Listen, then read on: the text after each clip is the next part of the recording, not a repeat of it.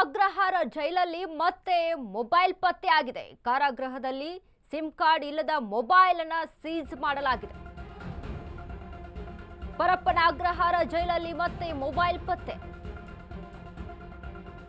ಕಾರಾಗೃಹದಲ್ಲಿ sim card ಇಲ್ಲದ mobile ಅನ್ನು seize ಮಾಡಿದ್ದಾರೆ. ಜೈಲಾಧಿಕಾರಿಗಳ ಪರಿಶೀಲನೆ ವೇಳೆ ಅಕ್ರಮ ಬೆಳಕಿಗೆ ಬಂದಿದೆ. ಬ್ಯಾರೆಕ್ ನಂಬರ್ 9ರಲ್ಲಿ ಪತ್ತೆಯಾದ ಮೊಬೈಲ್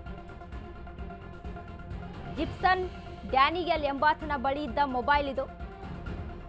ಪರಪ್ಪನ ಅಗ್ರಹಾರ ಪೊಲೀಸ್ ಠಾಣೆಯಲ್ಲಿ ಕೇಸ್ ದಾಖಲಾಗಿದೆ. ಪರಪ್ಪನ ಅಗ್ರಹಾರದಲ್ಲಿ ಪತ್ತೆಯಾಗಿರುವಂತಹ ಮೊಬೈಲ್, ಸಿಮ್ ಇಲ್ಲದ ಮೊಬೈಲ್ ಒಂದು ಪತ್ತೆಯಾಗಿದೆ.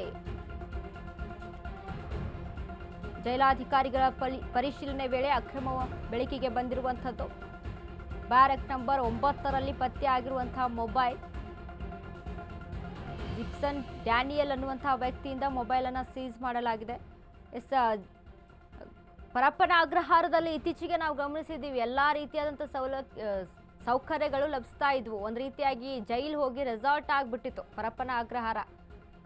ಇದ್ರ ಬಗ್ಗೆ ಜೈಲಾಧಿಕಾರಿಗಳಾಗಿರ್ಬೋದು ಅಥವಾ ಸರ್ಕಾರ ಕೂಡ ಈ ಬಗ್ಗೆ ಗಮನ ಹರಿಸಿ ಗೃಹ ಸಚಿವರು ಹೇಳಿದ್ರು, ಒಂದು ಹೆಚ್ಚುವರಿ ಪೊಲೀಸನ್ನ ಅಲ್ಲಿ ಆಯೋಜನೆ ಮಾಡಲಾಗುತ್ತೆ, ಸಿಬ್ಬಂದಿಗಳಿಗೆ ಖಡಕ್ ವಾರ್ನಿಂಗ್ ಅನ್ನ ಕೊಡ್ತೀವಿ, ಅಲ್ಲಿ ಯಾವುದೇ ರೀತಿಯಾಗಿ ಈ ರೀತಿಯಾದಂಥ ಘಟನೆಗಳು ನಡೆದೇ ಇರೋ ಹಾಗೆ ನಾವು ನೋಡ್ಕೊಳ್ತೀವಿ ಅನ್ನುವಂಥ ಮಾತುಗಳನ್ನ. ಆದರೆ ಈಗ ಮತ್ತೆ ಕೂಡ ಸಿಮ್ ಕಾರ್ಡ್ ಇಲ್ಲದಂಥ ಒಂದು ಮೊಬೈಲ್ ಅನ್ನ ಸೀಸ್ ಮಾಡಿದ್ದಾರೆ ಪೊಲೀಸರು. ಇನ್ನು ಪರಪ್ಪನ ಅಗ್ರಹಾರ ಪೊಲೀಸ್ ಠಾಣೆಯಲ್ಲಿ ಈ ಬಗ್ಗೆ ಕೇಸ್ ಕೂಡ ದಾಖಲಾಗಿದೆ.